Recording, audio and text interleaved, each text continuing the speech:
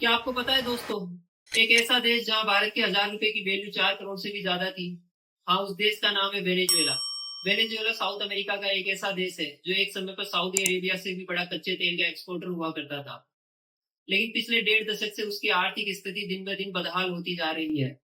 आज हम इसी बारे में बात करेंगे और जानेंगे कैसे वेनेजुएला की करेंसी इतनी अधिक कमजोर हो गई। एक समय पर तेल की दौलत से लबालब देश, लेकिन आज इसकी अर्थव्यवस्था पूरी तरीके से पटरी से उतर गई है। इसका सबसे बड़ा कारण है इसकी करेंसी का कमजोर हो जाना। वेनेजुएला की करेंसी का नाम है बोलीवार, लेकिन यह वह बोलीवार नहीं है जो पहले कभी हुआ करता था। कई बार सरकार ने इस करेंसी को बदलवा कर नए नोट जारी किए हैं, क्योंकि पुरानी करेंसी की वैल्यू बहुत अधिक कम हो गई थी। जैसे कि 2008 में वेनेजुएला के तत्कालीन राष्ट्रपति चावेज ने न्यू करेंसी नोट इंट्रोड्यूस किए थे, जिनका नाम था बोलीवार फ्यूटे। और लॉन्च करने के कुछ ही समय बाद यह करेंसी भी डीवैल्यू होना शुरू हो गई थी। और यही वह करेंसी है जो एक समय पर भारत के 1,000 रुपए के बदले 4 करोड़ से भी ज्यादा थी। फिर 2018 में प्रेसिडेंट चावेज के सक्सेसर निकोलस माडुरो ने करेंसी क्राइसिस और हाइपर इन्फ्लेशन के कारण बोलीवार फ्यूटे को बोलीवार सोबेरानो से रिप्लेस कर दिया। और एक बोलीवार सोबेरानो की कीमत 1 लाख बोलीवार फ्यूटे रखी गई। सरकार ने सोचा इससे करेंसी स्टेबल हो जाएगी, लेकिन इन्फ्लेशन की जो प्रॉब्लम थी वो वैसी की वैसी ही बनी रही।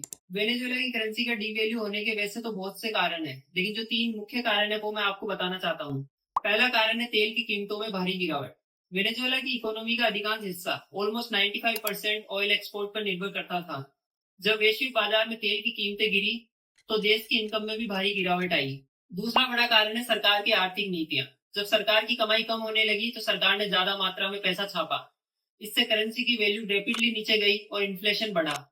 इन्फ्लेशन को हम इस प्रकार समझ सकते हैं, जब सरकार ज्यादा मात्रा में पैसा छापती है तो करेंसी की वैल्यू नीचे गिर जाती है, क्योंकि बाजार में पैसे की मात्रा बढ़ जाती है, लेकिन गुड्स एंड सर्विसेज की क्वांटिटी उतनी ही रहती है। इसका मतलब है कि अब ज्यादा पैसों में उतनी ही चीजें खरीदी जा सकती है, जिससे बाजार में उपस्थित चीजों की कीमतें बढ़ जाती है और करेंसी की खरीदने की क्षमता कम हो जाती है। इस पूरे प्रोसेस को इन्फ्लेशन कहते हैं।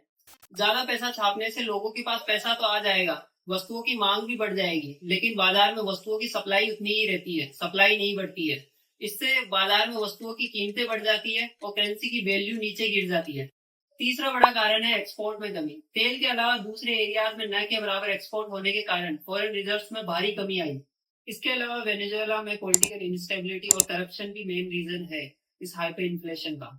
तो दोस्तों, ये कुछ मुख्य कारण थे वेनेजुएला में फैले इस हाइपर इन्फ्लेशन के। आप अपनी राय कमेंट बॉक्स में दे सकते हैं। आपको ये वीडियो कैसा लगा? नमस्कार।